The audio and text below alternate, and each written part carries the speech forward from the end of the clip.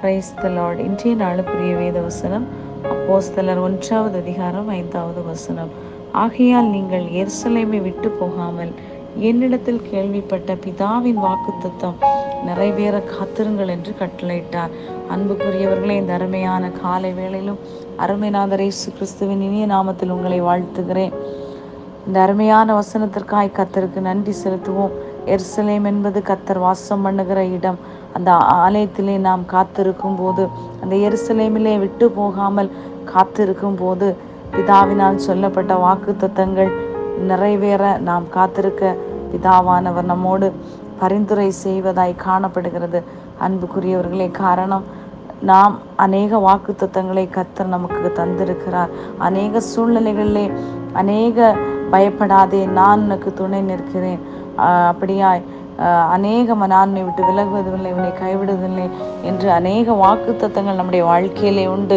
ஆனால் அதை அனுபவிக்க முடியாதபடி அநேக தடைகள் காணப்படுகிறது. அன்புக்குரியவர்களே, இன்றைக்கு நம்மளுடைய விஷயத்திலே ஒவ்வொரு நாளும் பார்க்கும்போது, இஸ்ரவேல் ஜனங்கள் கானான் தேசத்துக்கு பிரயாணப்பட்ட போது அவர்களுக்கு முன்பதாக நின்றது செங்கடல். ஆனால் பார்வோனுக்கு தெரியாது, இந்த செங்கடலிலும் வழி திறக்கிற சர்வ வல்லமுள்ள தேவனை நாம் ஆராதிக்கிறோம் என்பதை பார்வோன் அறியாதிருந்தான். அதுபோல சத்துருக்கு அறியாத வழிகள் நம்முடைய தேவனால் செய்யப்படும். ஆனால் நீங்கள் செய்ய வேண்டிய ஒரே ஒரு காரியம், அவருடைய சமூகத்தை விட்டு விலகாதபடி காத்திருக்கும் போது நீங்கள் அவர் வாக்கினால் உரைத்த வாக்கு தத்தத்தை உங்களால் பெற்றுக்கொள்ள முடியும். இன்றைக்கு நானும் நீங்களும் சோர்ந்து போவோமானால் சத்துரு அங்கே ஜெயம் எடுத்து போடுகிறார். ஆதலால் இன்றைக்கு நாம் கேட்கிற வசனங்களை அப்படியே விசுவாசித்து அவருடைய சமூகத்தில் காத்திருப்போம்.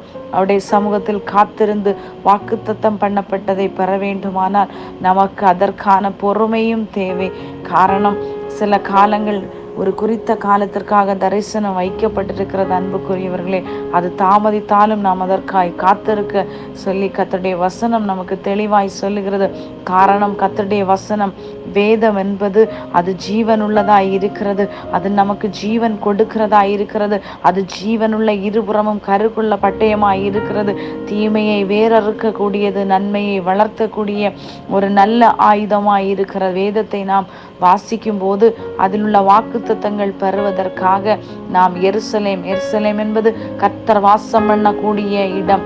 ஒருவேளை இந்த இடத்திலே சொல்லப்பட்டிருக்க கர்த்தருடைய ஆலயத்தை விட்டு சில சூழ்நிலைகள் வரும்போது நாம் முதலில் செய்வது, நாம் ஆலயத்துக்கு போனேன், எனக்கு நன்மை என்ன சம்பவித்தது? அப்படி அல்ல அன்புக்குரியவர்களே.